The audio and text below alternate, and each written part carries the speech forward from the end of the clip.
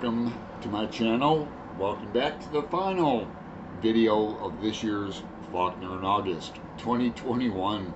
It's been a wild ride for not only me, but it seems just about everyone.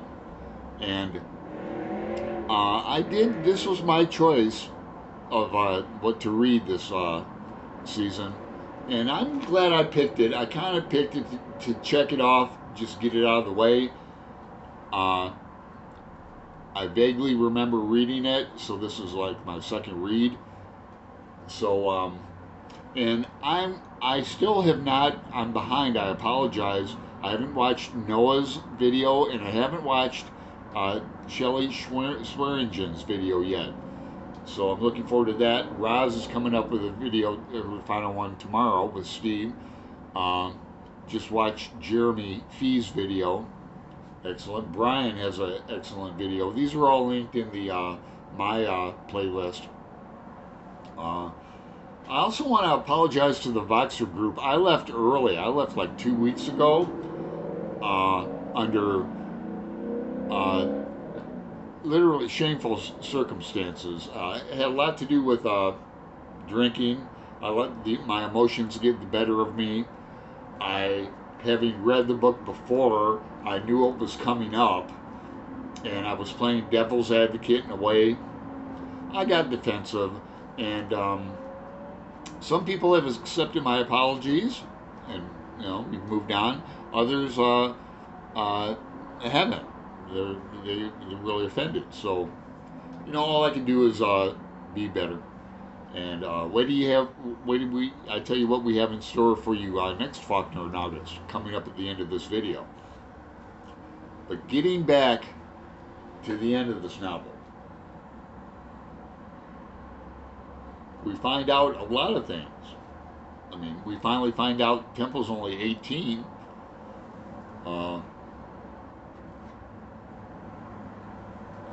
We find out Popeye has many problems stemming back from his childhood. He was one of those like serial killer type kids who killed and dismembered and abused animals and things like that. We find out Temple has a lover named Red, who they I don't put trigger warnings in front of my videos. I mean, they have a three-way in here, sexual wise, not only once, but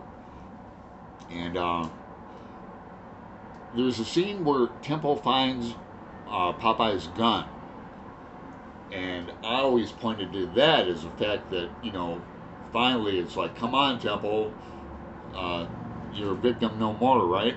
But Brian points out, and this is his interpretation, and I think it's a great interpretation, because Temple pays Minnie, the Negro maid, or worker with Reba at the whorehouse.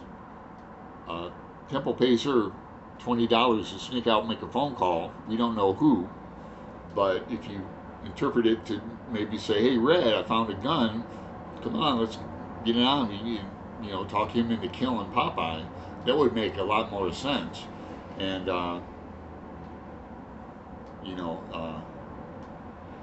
but that doesn't happen. That would have been a great plot twist, wouldn't it? Right? But we're introduced to the Snopes, some Snopes characters. I'm going to talk about the Snopes at the end of this video. Clarence Snopes, the senator, there's a comical scene where he comes out of the dentist's office. So he is a redneck, dirty redneck, but at least he goes to the dentist. He's smoking gold wrapped cigars, but he's got a black eye, and the bridge of his nose is bound with soiled adhesive tape. He's got in a fight. Snopes likes to drink. We're also introduced to his brother, Vernon Snopes.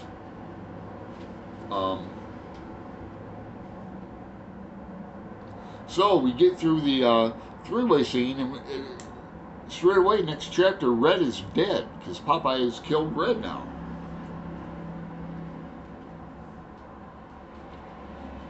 Reba is no help, just like before. She, don't bring your dirt on into my business. She tells Horace that Temple's still there, but I don't want no cops around here unless they're on my business, right? And mention of Popeye, he surely got better sense to come up here in that canary-colored car, sharp-looking car. We find out that the baby,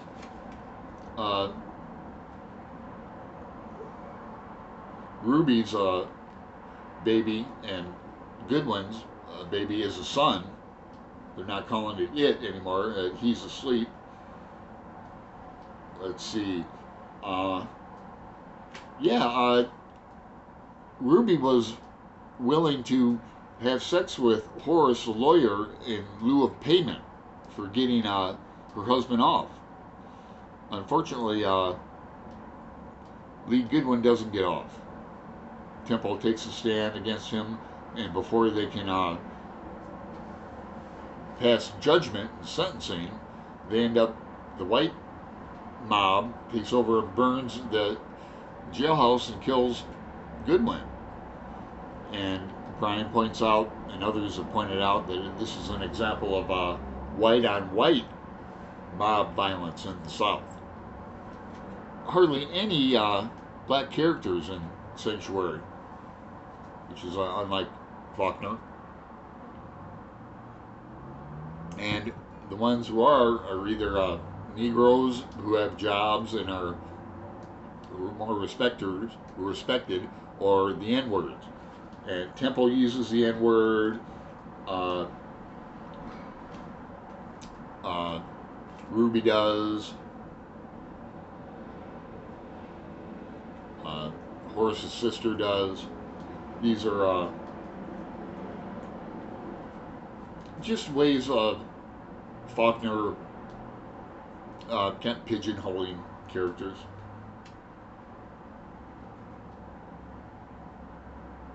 Yeah, how about this scene? Page 311 in the corrected text. It's his lawyer. Here's a man that defended him, that tried to get him clear. Put him in too. There's enough left to burn a lawyer. Do to the lawyer what he did to him, what he did to her. Only we never used a cob. We made him wish we had used a cob, corn cob, that Temple was molested by Popeye. Horace couldn't hear them. He couldn't hear the man who had got burned screaming. He couldn't hear the fire, though it still swirled upward unabated, as though it were living upon itself, and soundless, a voice of fury, like in a dream, roaring silently out of a peaceful void. Night is hard on old people, he said quietly, holding the receiver. Summer nights are hard on them. Something should be done about it. A law. And that goes back to Popeye and Horace saying at the old Frenchman's shack with the bootleggers, there ought to be a law against drinking, because Popeye can't drink.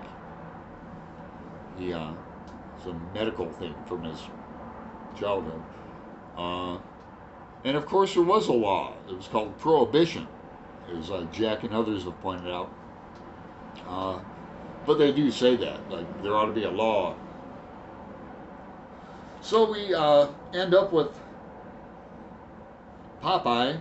Yeah, I already mentioned his abuse of animals, but Popeye was gone. On the floor lay a wicker cage in which 2 lovebirds lived. Beside it lay the birds themselves, and the bloody scissors with which he had cut them up alive.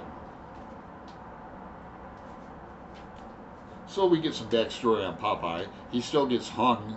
He gets his just desserts.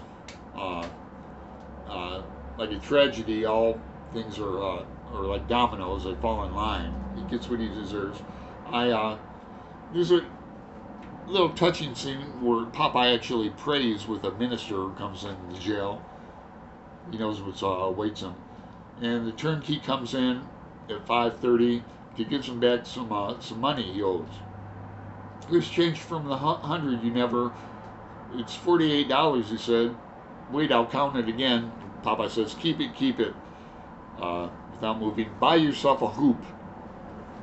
Now, who knows what that means? Buy yourself a hoop. If you know, never ask a question you don't know the answer to. In this case, if you know the answer to that, write them in the comments below. I promise to talk about what we have in store for next year.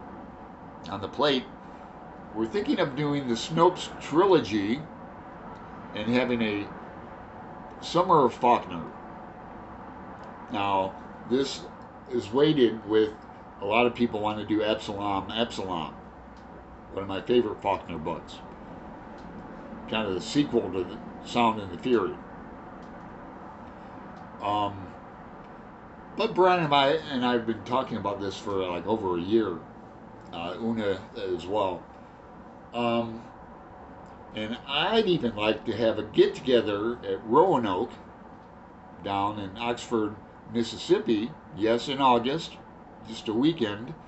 And not just a boys' club, because Leslie Smith at the Nerdy Narrative lived there. She knows the place, Oxford. So, and Jeremy Fee, as I mentioned, he's in Texas. So, a short drive away, right? So anyway, that's my hope, that's my dream, that's my plan. I hope you guys had a good Faulkner in August. Other Faulkner in August, I kind of wish we even had Faulkner in August hangovers, where we talk more about the book into September, you know. This one, I'm glad it's over. I'm glad it's over. It was a hot August, wasn't it? Sure was. All right. Thanks for your time. Thanks for your consideration. I'm Alan.